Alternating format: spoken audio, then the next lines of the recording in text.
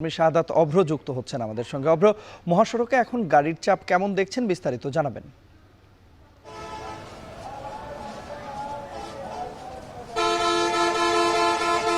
এই মুহূর্তে কিন্তু ধীর গতিতে চলছে ঈদের বাড়ি ফেরা মানুষের যেই গাড়িগুলো আছে, যে যানবাহনে করে যাচ্ছেন, সেই যানবাহনে চাপ কিন্তু এখানে বলা চলে বেশ ভালো। এবং সেই ক্ষেত্রে কিন্তু এখানে শুধুমাত্র যে বাসে মানুষ যাতায়াত করছে বা যাচ্ছে এমনটা নয়, বরঞ্চ এখানে যে মোটরসাইকেল, সেই মোটরসাইকেলে করে অনেকেই বাড়ি ফিরছেন।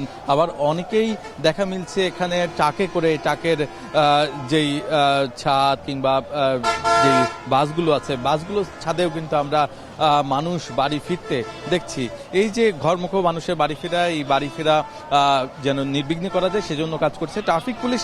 তবে এখানে আমরা তাদের তৎপরতা দেখলেও যেই জ্যাম জট কিংবা এখানে যেই যান চলাচলের ধীর গতি কচ্ছপগুলিতে চলছে, সেটি কিন্তু আমরা ভোর রাত থেকেই শুনে আসছি। এবং এটি কিন্তু শুধুমাত্র যে এই রাস্তা এমন নয়, বরঞ্চ আমরা গাজীপুরের টঙ্গী থেকে গাজীপুরের যে রাস্তাগুলো আছে, সেই রাস্তাগুলোতে কিন্তু একই চিত্র আমরা দেখে এসেছি। আমরা কিছুক্ষণ আগেই ছিলাম হচ্ছে গাজীপুরের মৌচাকে, সেখানেও কিন্তু আমরা লক্ষ্য করেছি যে পুরো 20 কিলোমিটার রাস্তা ধীর গতিতে চলছে। ধীর গতি বললেও ভুল হবে, সেখানে বলা চলে তন্ময় কচ্ছপ গতিতে এই বাস বা যান চলাচল পুরোটাই চলছে। যেহেতু ট্রেনে দুর্ঘটনা ঘটেছে, সেজন্য কিন্তু যারা কিনা ট্রেনে যাওয়ার কথা ছিল তারাও সেই দিকটায় না গিয়ে এই পাশ দিয়ে তাদের যেই গন্তব্য, সেই গন্তব্যে পৌঁছানোর কিন্তু চেষ্টা করছেন। এই ছিল আমার কাছে সর্বশেষ তন্ময়।